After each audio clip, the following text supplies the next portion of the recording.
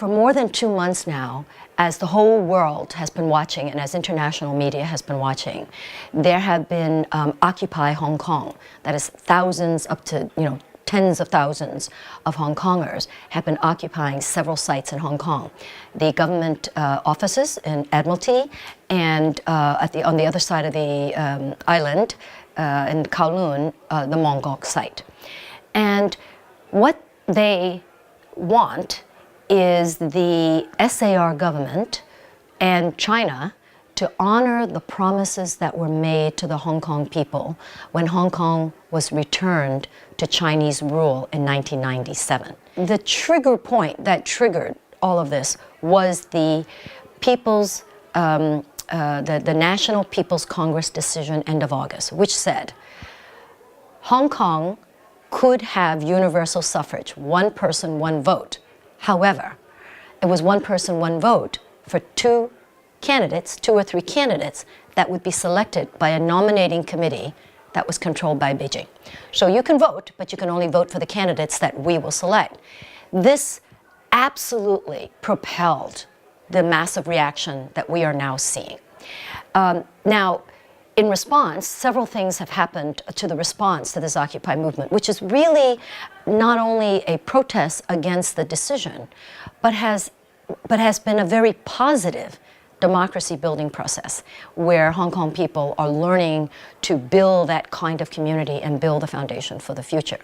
But in response to that, in a completely unprecedented way, the Hong Kong police force, which has previously been known as had a stellar reputation in the world as civilized and professional, has now exhibited an unprecedented police violence against the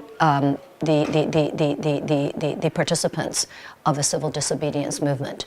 The violence has actually generated more than 1,700 civilian complaints against the police because of the nature and the brutality of the violence against unarmed civilians.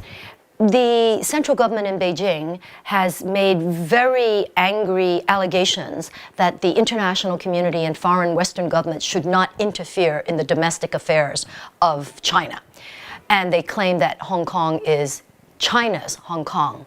And it's really important that while Hong Kong is supposed to be the special administrative region with a high degree of autonomy as a part of China, China must abide within an international human rights framework in terms of its relationships with this autonomous region. And it's important to note that the Human Rights Committee in Geneva just last month, reviewing the SAR report on Hong Kong, raised concerns about this nominating framework, that it raises very severe concerns about whether it impinges on the right to stand for election, and not only the right to vote, but the right to stand for election. So what's at stake in Hong Kong is the rights of Hong Kongers guaranteed by domestic law, but also the rights of Hong Kongers as guaranteed by an international framework, which will have implications for Hong Kongers, for the future of the mainland, for the future of the region, and frankly, on the whole global international human rights system.